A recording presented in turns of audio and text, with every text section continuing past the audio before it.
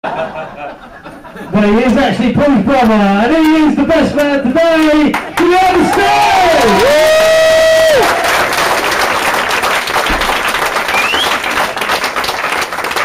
Thank you, Lawrence.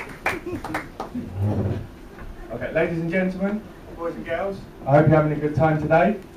All this free wine and... I've got to say one thing. The last wedding my brother was the best man at lasted 4 days. And no, that is not a lie. It's true. It's true. So be careful, Steve. Good luck.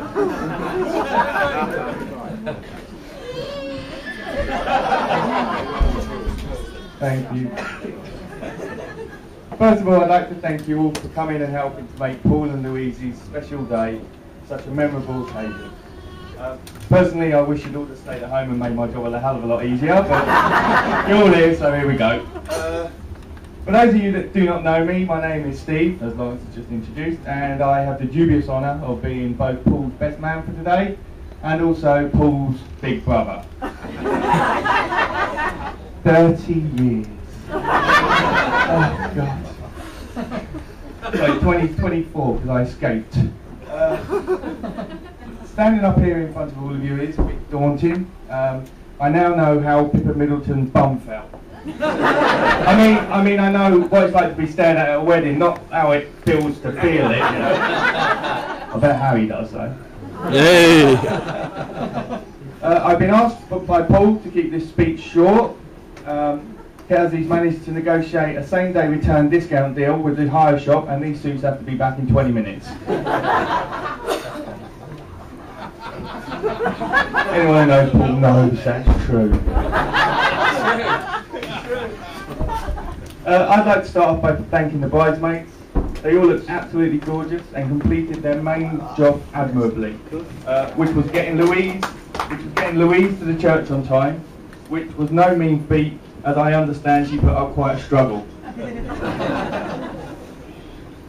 Thanks also to the ushers for firstly turning up soberish, and secondly skillfully telling where people had to sit in the church. Such a hard job. Such a hard job. Well done. Louise, you look totally amazing. You're a wonderful, intelligent girl, and you deserve a great husband. Thank God you married Paul before you actually had a chance to find one. I thought I'd like now say a few words about being the best man. The best man speech is usually painful for the groom, entertaining for the guests, that's not a guarantee, and a bit like reading the dodgy small print after you've signed a lifetime contract for the bride. Knowing that there is a great deal of responsibility in being Paul's best man, I decided to surf the web and to try and find out what the hell I was supposed to be up to.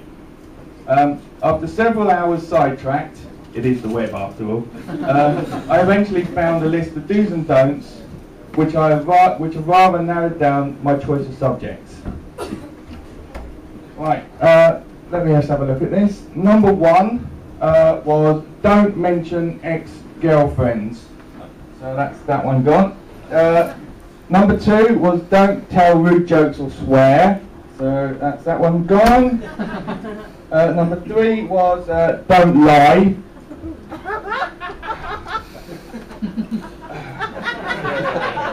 No, that one's gone. And number 4 was do tell mostly positive stories about the groom.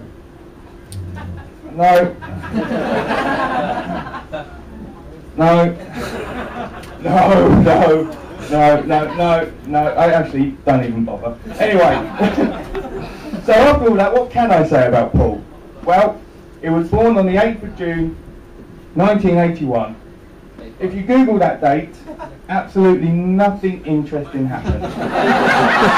Nothing. I Googled it. Have a look. Nothing. However, the staff at Heatherwood Hospital still refer to that day as Ugly Monday.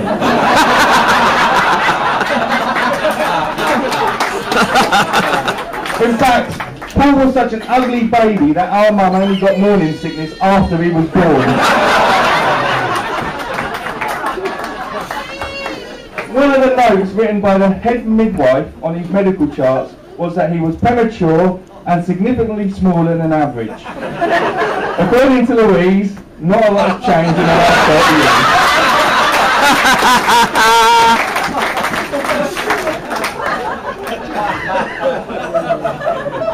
Now, as I've said, Paul's my little brother, and one of the main jobs of a big brother is to torture their little brother at every available opportunity. I like to think I excelled at this. When Paul was about 6 or 7, me and a couple of friends, whose identities will remain nameless, decided to capture Paul, tie him up into a sleeping bag, drag him down the stairs, and place him on the pavement outside our house. Only we didn't tell him he was on the pavement, we told him he was in the middle of the road and there was a car coming. Oh, we laughed.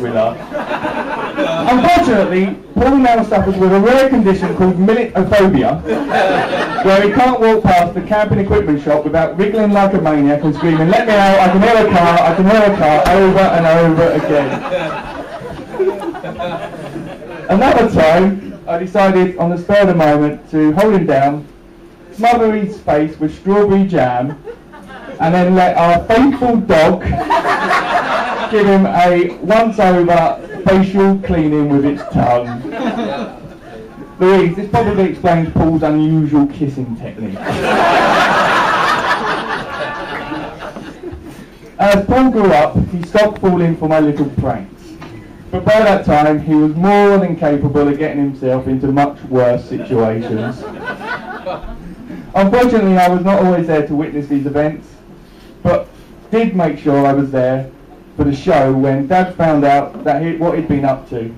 It was like a real-life Simpsons. It really was. You were an absolute nightmare. Everything.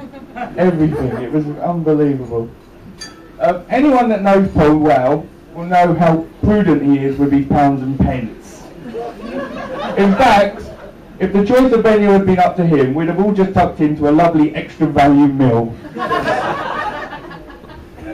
There is in fact less chance of hearing Paul say, "I'll get the bill," than OK Magazine announcing Ryan Giggs as Husband of the Year. Now, you've probably seen the magician walking around showing you some great tricks tonight. Paul will also be performing his usual magic trick throughout the night, which is making himself disappear when it's his round. I think it's only fair at this point that I include some other people's opinions of Paul to give a balanced reflection. Firstly, I asked Paul's colleagues, past and present, what one word they would use to sum him up. They unanimously referred to you as godlike.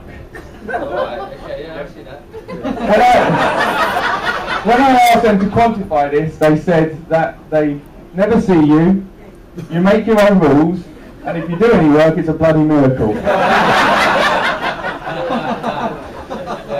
Some other words I could use to describe Paul are charming, intelligent and witty, but seeing as no one said them, I won't use them. He was, however, once described as dim-witted, conceited, miserly and unhygienic. And let's face it, Paul, if anyone knows us, it's Mum. I'd like to leave you all with a little quote I found on the net. Someone once said that marriage is a 50-50 partnership. Anyone who believes that clearly knows nothing about women or fractions. So, ladies and gentlemen, it gives me immense pleasure to invite you all to be upstanding, to raise your glasses in a toast to Paul and Louise. We wish them well in the future and may they enjoy a long and happy marriage. The bride and groom. Bride and groom.